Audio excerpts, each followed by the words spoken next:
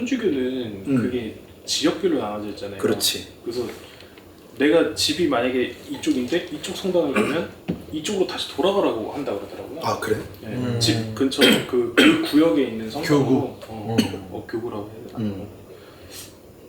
근데 천주교는 사실상 그 목회자의 컬러가 그렇게 많이 반영되지 않아. 그래서 그런가 봐요. 근데 저는 이게 좀 이제 다른 얘기가 될 수 있는데 저는 일정 부분 그게 맞다고 생각을 하거든요. 이런 궁금증이 들 때가 있었어요.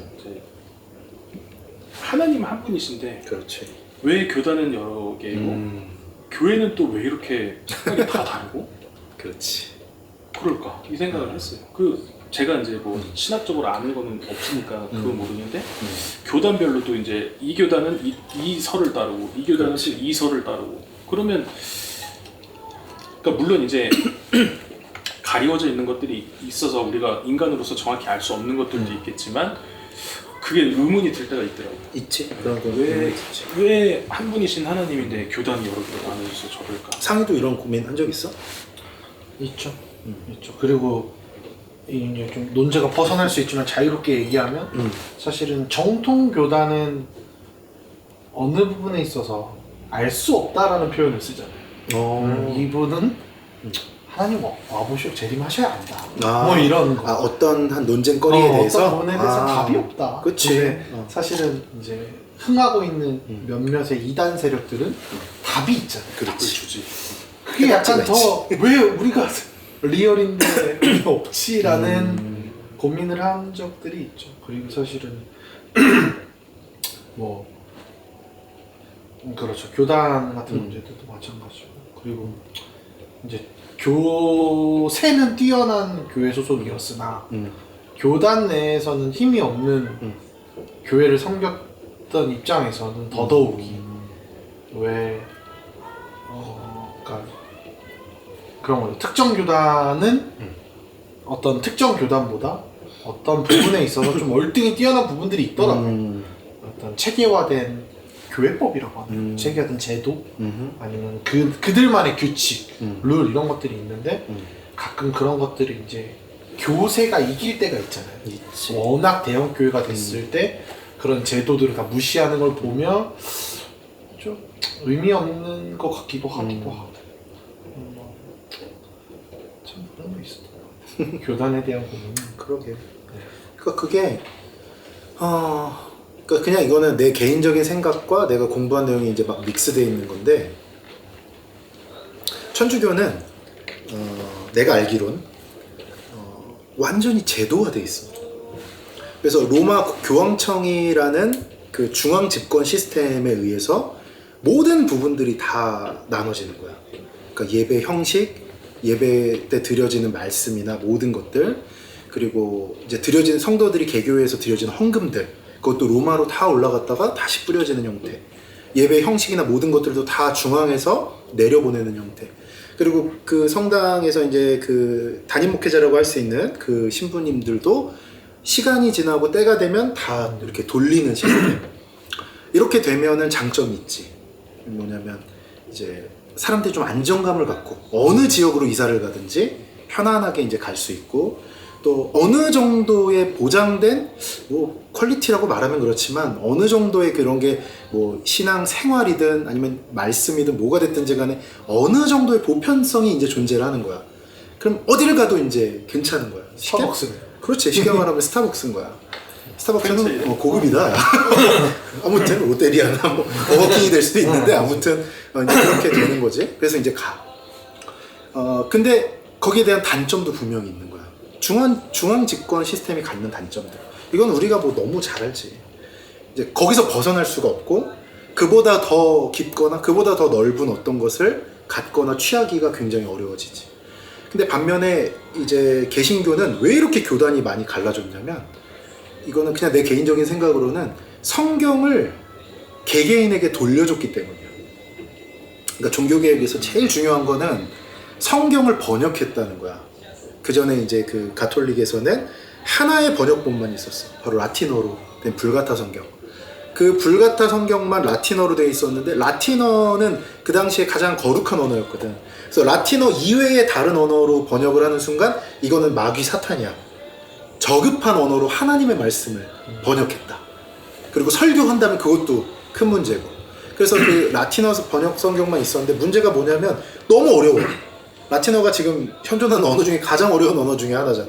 다 외워야 돼. 그 변화무쌍한 언어인데 그 하나의 단어를 변화되는 것까지 다 외우다 보면은 이거는 너무 힘든 언어거든. 그래서 지금도 라틴어 한다 그러면 막 이렇게 해주잖아.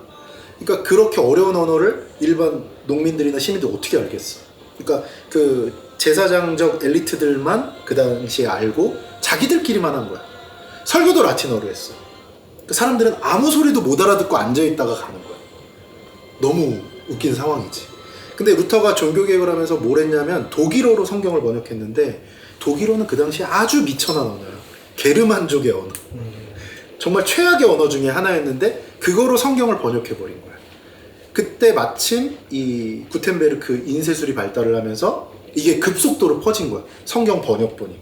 그러면서 사제들이 중앙집권 형태에서 우리에게 찍어주는 것만 들었다가 이제 성경을 직접 보게 된 거야. 그러니까 연옥이 있다고 하면 사제들이 얘기하면 그냥 믿어야 됐거든. 이거 뭐 면죄부를 사야지 그 연옥에서도 나온다 뭐 이렇게 하면은 그냥 그거 믿고 샀어야 되는 거거든. 근데 이제는 자기가 성경을 보고 성경을 읽고 아닌데요? 할 수가 있게 된 거야. 그렇지 않은 것 같은데요? 라는 말을 이제 일반 성도들이 할 수 있게 된 거지. 그러니까 성경을 성도들한테 돌려준 거야. 그러면서 이제 이 개신교가 생겨나. 프로테스탄트라는 게 저항했다라는 뜻이거든. 그러니까 기존에 있던 그 구교에 저항하면서 프로테스탄트, 개신교가 이제 생겨나게 된 거거든. 그 가장 중심에 뭐가 있냐면 성경을 왜 사제들만 보냐? 성경은 다 같이 봐야 된다. 그러면서 교단들이 무수하게 생기게 되는 거야. 왜냐면 이 성경에 대한 해석이 다를 수 있거든. 로마 교황청에서 이겁니다 하고 찍어주면 모두 다 그렇게 말하던 시대에서 이제 그렇지 않을 수 있습니다 라고 말할 수 있는 시대가 된 거야. 그래서 꼴 보기 싫은 거지, 중앙에서는. 왜 자꾸 저항하고 대항하냐 이거야. 근데 그게 개신교의 시작이야. 우리의 시작이야. 그러면서 시작이 된 거야. 성경을 스스로 해석하면서. 그러면서 다양한 해석들이 나오고, 물론 이제 칼빈이나 뭐 루터나 이런 사람들이 그런 것들을 잘 이제 조직하고 이렇게 만들어내긴 했지만 그 이후에도 많은 이 교단들이 생겨나게 된 거야. 그래서 장로교, 또 나중에 웨슬리로 인해서 감리교, 또 지금 순복음이나 성결교 뭐 여러 가지 교단이 나오게 됐는데, 그거는 각자 교단마다 이것을 해석하는 기준과 해석 방법이 또 해석된 결과물이 다르기 때문에 각자 그것을 더 믿는 대로 간 거거든. 예를 들면 하나님의 주권을 더 강조한다. 그러면 이거는 장로교 칼빈주의가 될 가능성이 크고, 아주 그냥 좀 러프하게 말하면 뭐 그러면 인간의 의지도 굉장히 중요하다. 이것을 막 말하면 이건 이제 감리교나 이런 쪽으로 가게 되고, 우리는 성령이 중요하다. 은사가 중요하다. 그 중에서도. 그러면 이게 이제 순복음이나 이런 형태로 이제 갈 수가 있고, 우리는 뭐 무슨 어디서 학위 받고 뭐 하고 이런 게 중요한 게 아니라 가서 전하고 제자 훈련하고 학위가 없어도 내가 안수 안 받았어도 세례 주면서 막 사람들에게 전하는 게 중요하다. 이러면 이제 침례교의 어떤 형식이 되는 거. 그러니까 각 교단마다 성경을 보면서 강조점이 다 다른 거야. 그러면서 교단들이 무수하게 생겨났는데, 그래서 교단이 계속해서 갈라지는 게 뭐 좋은 거다 이런 얘기를 하는 게 아니라, 이 개신교, 저항하다, 프로테스탄트라는 이름을 가진 우리들은 태생적으로 갈라질 수밖에 없는 그런 상황으로서 우리가 나타났다는 거야. 근데 중요한 건 이렇게 되면서 중앙 집권이 갖는 어떤 장점은 갖지 못하게 됐지만 중앙 집권이 갖는 단점을 극복하게 된 거야. 그래서 우리는 어디서 찍어주는 대로 하는 게 아니라, 물론 큰 틀은 있어. 그 큰 틀을 벗어나게 되면은 이건 이단이야. 뭐 예를 들면은 사도신경이 아주 중요한 그 지표거든. 사도신경이 왜 됐냐면 이단들이 자꾸 생기는 거야. 예수님이 이제 승천하시고 제자들도 있고, 그런데 시간이 지날수록 이단들이, 예수님은 그냥 홀로그램 같이 인간의 몸을 입은 게 어떻게 인간의 그 더러운 육체를 하나님이신 예수님이 입고 오냐, 이거 말도 안 된다. 가연설이라는 게 있어. 그럼 이건 예수님이 실제로 인간이 아니었다는 거야. 근데 어떤 또 사람들은 예수님은 피조물이다, 인간이다, 하나님보다 그러니까 넘버 2다 이렇게 이제 주장하는 이단들도 있고. 그러니까 여러 이단들이 생기면서 사도신경이 왜 만들어졌냐면 이걸 표준이야. 이거를 반대하는 이단이야. 그래서 이단 판별하기 위해 만든 거야. 그래서 그 사도행전에 맞지 않는 거, 삼위일체라든지 교회에 대한 얘기라든지 사도행전에 쭉 나오잖아. 그것과 반대되면 이단이다 라고 이제 생각을 하게 된 거지. 그래서 그 큰 틀은 정해져 있어. 그러나 그 큰 틀 안에서는 얼마든지 다양한 해석을 할 수 있게 열어준 거야. 그렇기 때문에 신앙생활을 자기가 하면서 그 컬러가 맞으면 우리가 이단이 아니고 정통 교단이라고 인정하는 교단 어디든지 신앙생활 해도 돼. 그럼 문제가 될 게 없어. 거기서 문제로 삼는다면 그거는 너무 이제 뭐랄까 자기 확신, 자기 교단에 대한 확신 그것을 갖는 것이고 그 다양성이 있기 때문에 우리는 좀 더 뭐라 그럴까 하나님의 말씀에 대해서 더 풍성하게 볼 수가 있어. 그래서 나만 해도 어렸을 때는 은사주의적인 교단에서 자랐고 신학은 장로교에서 했고 그런데 내가 또 어렸을 때 음악 사역하고 하면서는 감리교나 좀 인간의 의지를 막 강조하는 그런 곳에서 또 있었던 적도 있고 그러니까 그런 부분들이 이렇게 되면서 성경을 볼 때 좀 풍부하게 볼 수 있는 이제 그런 상황들이 또 만들어진다고 생각이 되거든. 그리고 그 각 교단에 그걸 강조하는 학자들이 쓴 책들이 되게 많고 그럼 그거를 또 이렇게 보면서 아 이렇게 생각하는구나 저렇게 생각하는구나 라고 풍성하게 하면서 내 거를 또 만들어갈 수 있는 그런 입지들이 생길 수가 있고 그러니까 교단이 단순히 많다고 해서 그게 잘못됐다 그리고 가톨릭처럼 하나기 때문에 잘 됐다 라고 말할 수는 없는 것 같아. 오히려 그 교단이 많은 건 우리의 굉장히 큰 장점일 수도 있는 것 같아. 그렇다고 계속 분열하고 계속 다 많아지는 걸 원하는 건 아니지만 그렇게 생각할 수 있을 것 같아. 그래서 교회를 옮길 때도 그 교단의 각 색깔을 알고 나에게 맞는 그런 교단을 찾아가는 것도 되게 중요한 방법 중에 하나야. 그게 있는 것 같아요. 보통 이제 감리나 장로나 이런 순복음이나 성결이나 이런 쉽게 말하면 교단의 특색이나 방향성을 보고 성도가 교회를 선택한다고 하면 좀 더 성도들한테 이해나 이런 게 빠를 것 같은데 개신교는 거기 플러스 담임 목사의 성향이 들어가요. 맞아요. 그러니까 약간 감리인데 성향이 은사주이신 분이 계시고 맞아요. 막 이러다 보니까 가봐야 아는 거지. 그러니까 가봐야 아는 거고 막 장로라고 갔는데 여긴 또 장로 같지 않은 것도 있고 맞아. 감리라고 갔는데 여긴 또 말씀 강화된 것도 있고 한때 그 이제 전에 교단은 사실은 이런 말씀엔 포인트가 없었어요. 말씀보다는 체험주의, 어떤 은사주의 이런 게 있었지만 이제 그거에 대한 비난이 너무 많으니까 그 교단은 말씀이 너무 빈약해. 그러니까 갑자기 또 막 말씀이 투자라 그래야 되나? 프로그램화 이런 것들을 막 시도하기도 하고 막 체질 개선들을 막 그건 좋은 거지. 그런 것도 있었던 그래 맞아. 그러니까 그게 두 가지 측면이 있는 것 같아. 그러니까 뭐라 그럴까 그 목사님이 예를 들면 지금 이제 굉장히 이 시대에 잘 되는 교회 그 잘 되는 교단 그러면 이제 그 교단 컬러를 이제 가지고 오는 거지. 은사주의가 잘 되는 시즌에는 그런 다른 교단들도 그 시스템을 좀 가지고 오고 또 다른 게 잘 되고 제자훈련이나 뭐가 잘 돼. 그럼 그 시스템을 또 여기서 가지고 오고.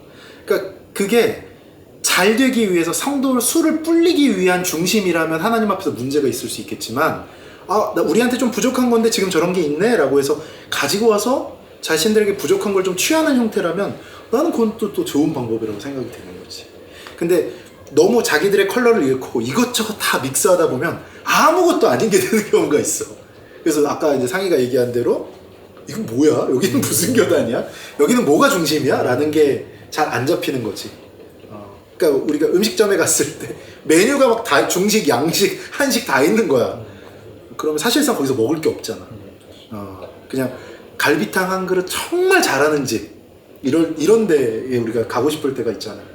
뭐 이제 그런 거에 조금 비유한다면 좀 괜찮지 이렇게 몇 않을까 번 싶어. 실패를 겪고 나면 그냥 미스터 피자 같은 데 가는 거 같아요. 미스터 피자. 어차피 맛은 다 똑같으니까 생각하면서 그러게. 그러면서 퀄리티가 중앙집권제 있으니까. 중앙집권제가 좋은가 보다 이런 생각. 그건 좀 궁금했었어. 약간 개신교에서 성도가 교회를 옮기는 것 그다음에 플러스 성도가 그 교회에서 내가 성장할 수 있을까를 선택하는 것 혹은 그 교회를 올바로 볼 수 있느냐를 보는 것 이런 걸 다 가면 결론은 답은 개인의 신앙이 바로 서는 게 목표인 것 같아요. 맞아.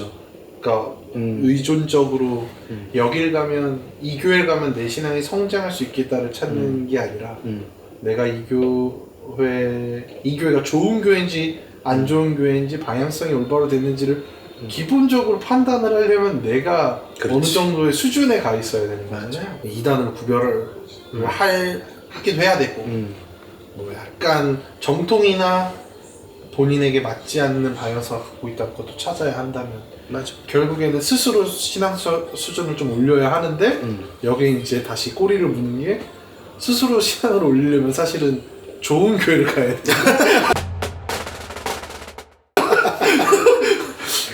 예전에 그런 거 있었던 것 같아요. 목사님이 설교를 진짜 잘하면 마음밭이 막 자갈 바친 성도도 은혜를 받는다.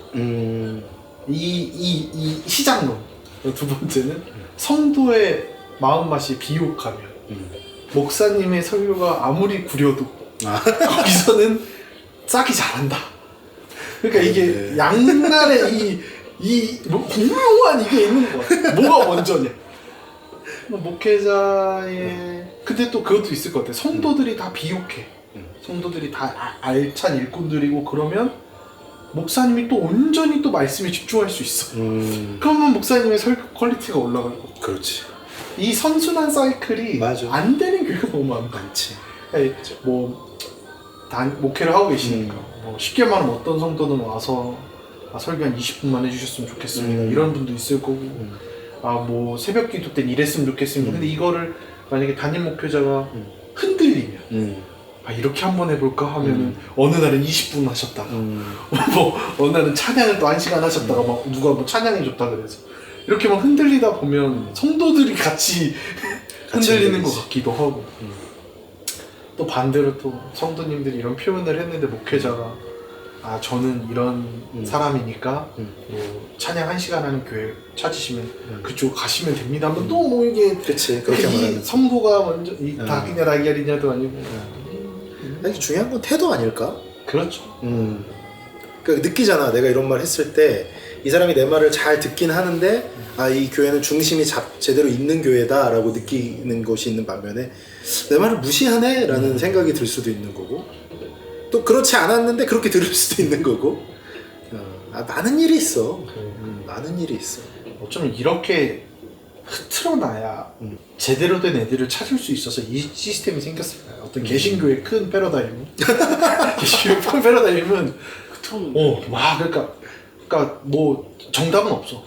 그러니까 어느 교단이 위고 어느 교단이 아래고 그럼 그렇지. 전도를 뭐 하루에 뭐 한 명씩 해야 된다든지 이런 패러다임은 없고 이 교회가 더 좋고 뭐 10,000 교회가 더 좋고 10명 다니는 교회가 더 좋고 이런 것도 없다.